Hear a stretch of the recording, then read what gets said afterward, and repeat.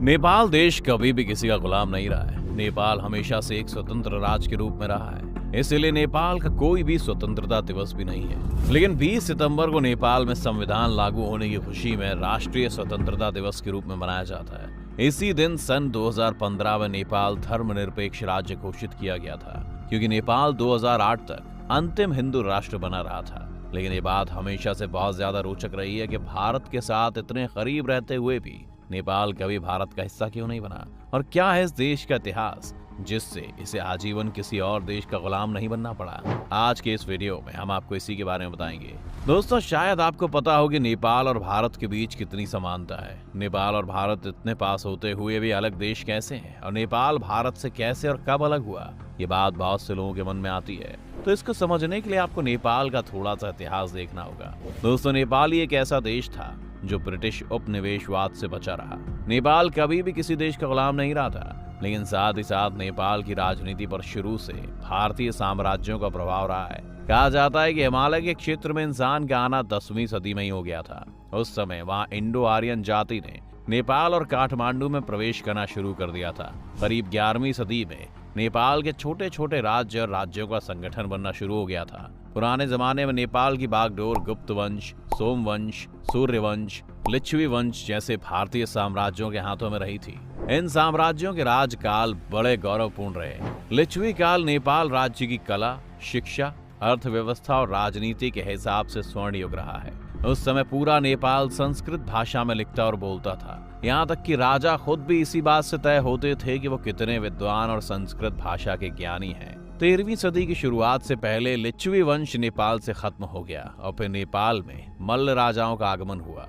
इस समय नेपाल में केंद्र शासन खत्म होने लगा और नेपाल काठमांडू, गोरखा, मकाबानपुर और तनहू जैसी छोटी रियासतों में बंटने लगा था। लेकिन इन सब के बावजूद नेपाल की हर राजनीतिक इकाई पर गोरखा राज्य का असर बहुत ज्यादा पड़ने लगा था। क्योंकि गोरखा बड़े बहादुर और शातिर लोग होते हैं, इसीलिए उन्होंने एक बार नेपाल पर आक्रमण करने और दुश्मन सैनिकों को गाजर मूली की तरह काट दिया।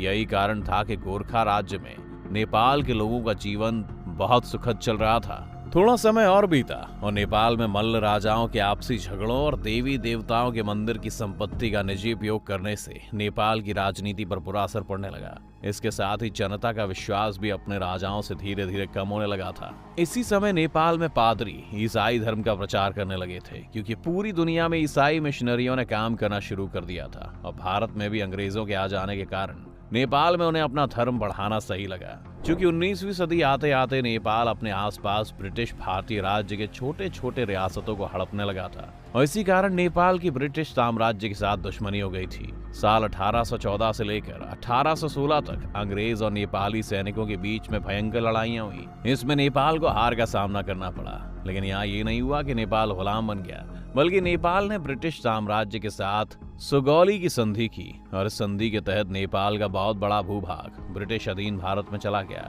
संधि के तहत जो जमीन भारत में आई वो आज के हिमाचल प्रदेश, उत्तराखंड, सिक्किम और पश्चिम बंगाल राज्य का हिस्सा है। इसके साथ ही साथ इस समझौते में ब्रिटेन ने नेपाल को सुरक्षा देने की भी घोषणा की थी और उसे एक स्वतंत्र देश मानने के लिए तैयार हो गया, जिसके बाद काठमांडू में एक अंग्रेजी रेजिडेंस का निर्माण भी किया गया।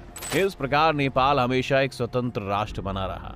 लेकिन एक तरह से देखें तो आज भारत में नेपाल का कुछ हिस्सा जरूर शामिल है। इसके अलावा बतौर पड़ोसी देश नेपाल भारत के साथ हर कदम पर दिखाई देता है। लेकिन अभी कहानी में एक और ट्विस्ट है, क्योंकि पड़ोसी देश नेपाल भारत का हिस्सा हो सकता था, लेकिन उस समय भारत के प्रधानमंत्री रहे पंडित जवाहरलाल नेहरू ने इस प्रस्ताव को खारिज कर दिया।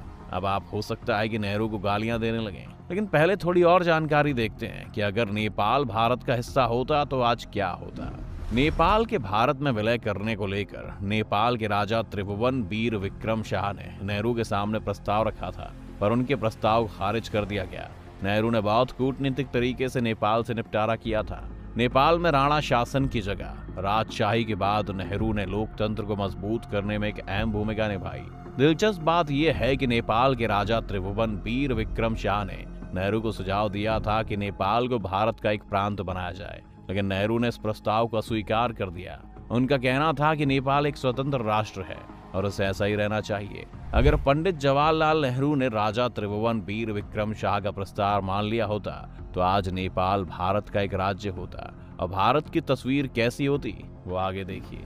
क्योंकि नेपाल हिमालय की गोद में बसा एक छोटा सा देश है, यहाँ के हसीन नज़ारे हर किसी को मोह लेते हैं। साथ ही साथ नेपाल साउथ एशिया का सबसे पुराना देश है और यहाँ 123 भाषाएं बोली जाती हैं। भारत और नेपाल ऐसे देश हैं जिन्हें आपस में सभ्यता और संस्कृति साझा करने की बहुत ज्यादा आवश्यकता नहीं है, क्योंकि दोनों देशों की संस्कृति और रीति रिवाज एक दूसरे से बहुत मेल खाते हैं। दोनों देशों के बीच धार्मिक, सांस्कृतिक और सामाजिक तौर पर साझी विरासत है। नेपाल की संस्कृति पर भारतीय, तिब्बती और मंगोली संस्कृतियों का प्रभाव है और नेपाल की संस्कृति विश्व की सबसे समृद्ध संस्कृतियों में से एक है। दोनों देशों के बीच रोटी बेटी का संबंध माना जाता है। दोनों देशों के बीच धार्मिक और सांस्कृतिक विरासत एक सी है। अगर भगवान राम भारत के हैं तो माना जाता है कि राजा जनक और सीता नेपाल के हैं। अगर महात्मा बुद्ध को ज्ञान और मृत्यु की प्राप्ति भारत में हुई थी तो उनका जन्म लुम्बिनी नेपाल में हुआ था।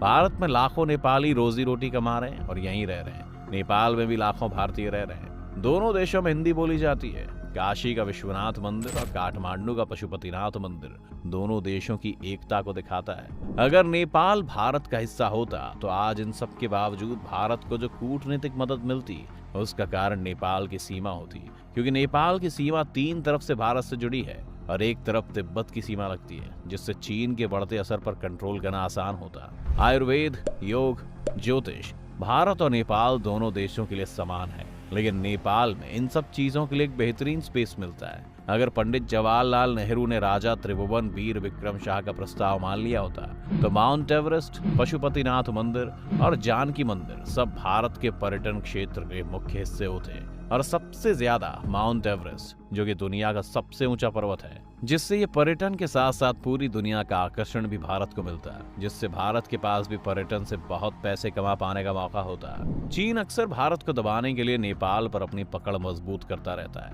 जिसके कारण अगर नेपाल भारत का ही हिस्सा होता तो ऐसी नौबत ही नहीं आती।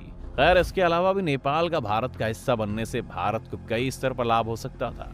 आपको क्या लगता है, आज अगर नेपाल भारत का हिस्सा होता तो क्या तस्वीर होती? अपनी राय हमें कमेंट करके जरूर बताएं। साथ ही इस वीडियो को लाइक और शेयर करना ना भूलें और चैनल को सब्सक्राइब भी कर लें।